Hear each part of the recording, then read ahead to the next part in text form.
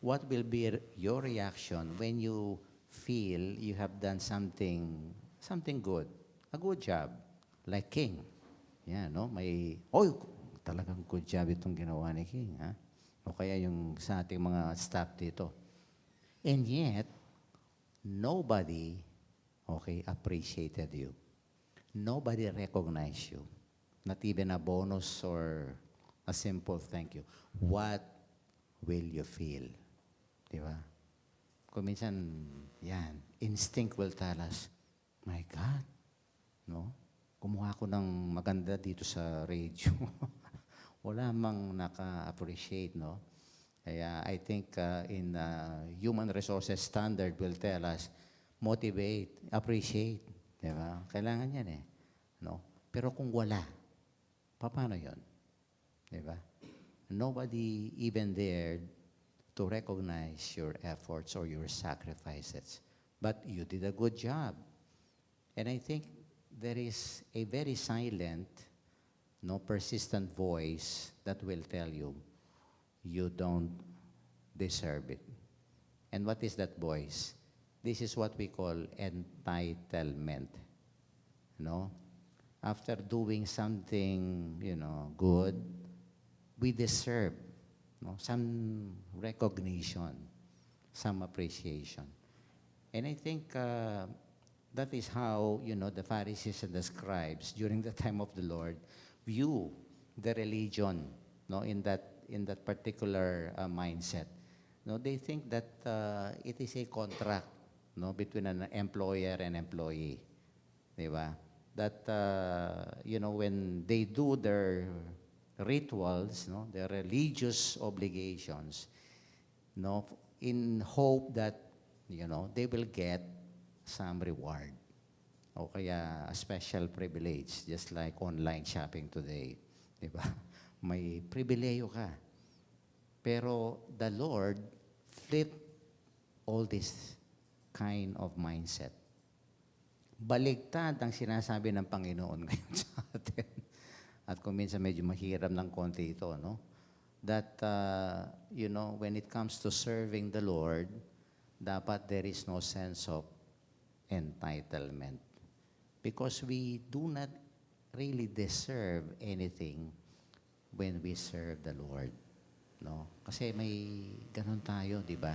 At ano sinasabi niya dito? No? Eto nga, no? But this gospel reading should not, no, picture the Lord as a cruel boss, ha? Kasi sabi niya, galing na sa trabaho, so sa plowing and tending sheep in the field. And then sabi niya sa kanyang servant, prepare something for me to eat. No? Put your apron, wait on me while I eat and drink. Naku naman, grabe, no? And then, is he grateful to that servant because he did what was commanded? Of course not. No? Sabi niya, when you have done all you have commanded, say, we are unprofitable servants. We have done what we were obliged to do. And I think this is the meaning of and the message of this gospel, that when it comes to God's service, it's not about entitlement, but it is about the dutiful way of loving the Lord. That should be our response, because we are just mere servants of God. And come to think of it, yung mga ginagawa natin, yung mga accomplishments natin, walang sinabi yan sa ginagawa ng Panginoon sa atin. Because everything is grace. Everything was given to us by the Lord. We did not earn our life, our time, our energies. No. Ito'y bigay sa atin ng Panginoon. Kaya dahil, no, because everything is grace, so I think that thought, that reality should help us, no, evaporate itong spirit of entitlement in our life. Kasi maraming ganyan, kahit nasa simbahan, di ba? No? Kung minsan may spiritual resume tayo, may listahan tayo. Nagdo-donate ako, no? Member ako ng ganyan, no? Ito, nagsiserve ako sa every Sunday. Di ba? Ang dami natin mga listahan.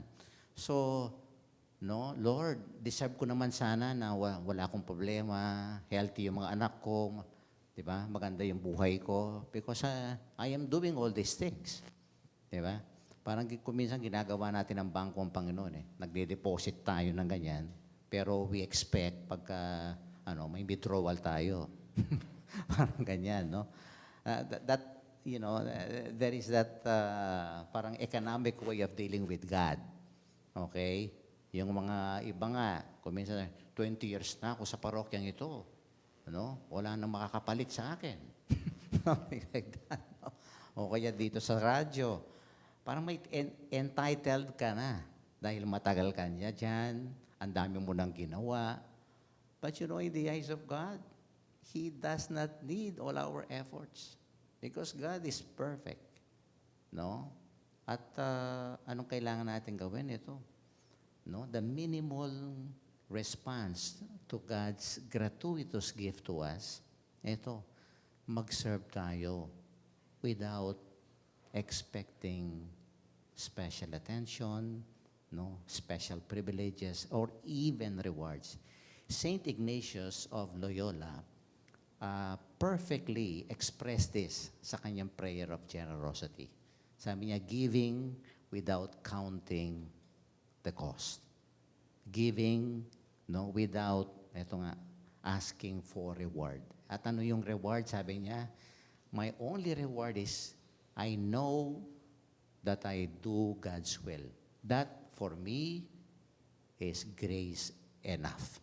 Beautiful. Sana ganyan tayo mag-serve sa Panginoon. Kasi ang dami na nang talagang binigay ang Panginoon. Our efforts, the minimum that we can give, serve with love.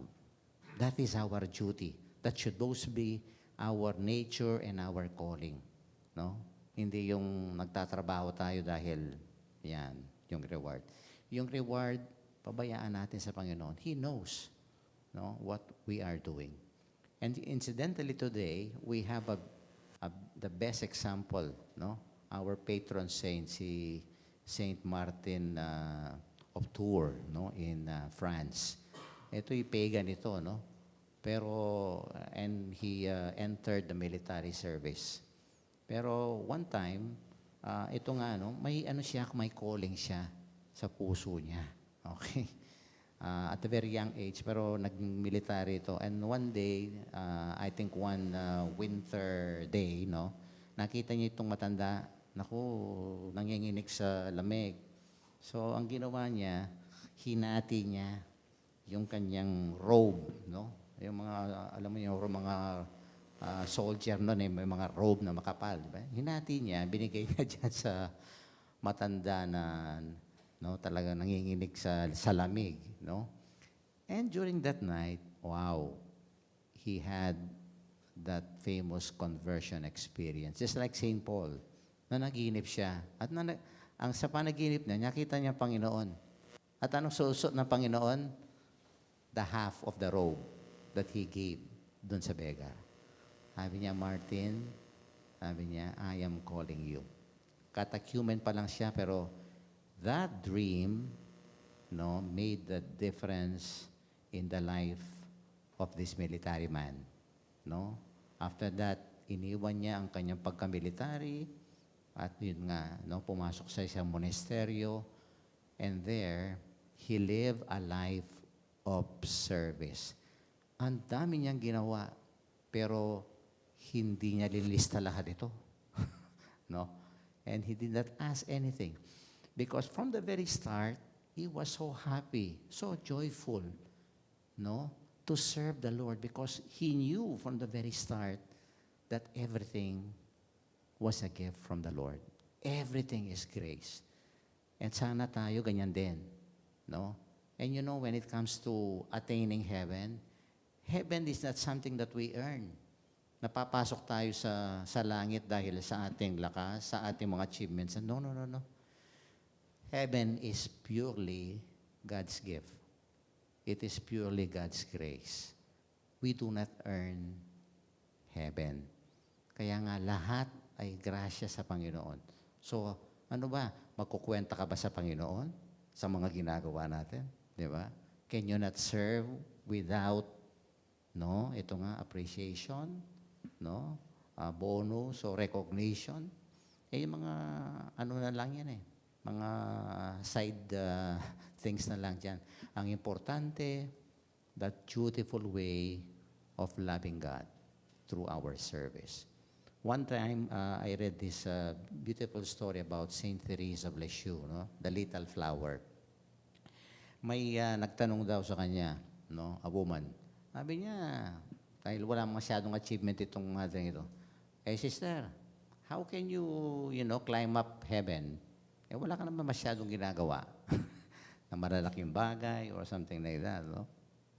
And then she told the woman, sabi niya, you're right. I really cannot climb heaven alone.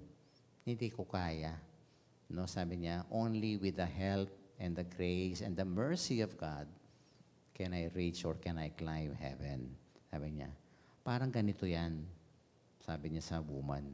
No? And she used an analogy. Parang isang maliit na bata. Okay, kasi little flower nga, no? Okay, so tingnan yung maliit na bata, sabi niya, sa woman. Sabi niya, hindi siya makakapanik sa staircase without the help of the Father.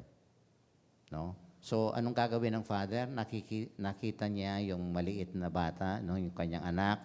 Sabi niya, anak, halika. So, kinalong niya yung bata.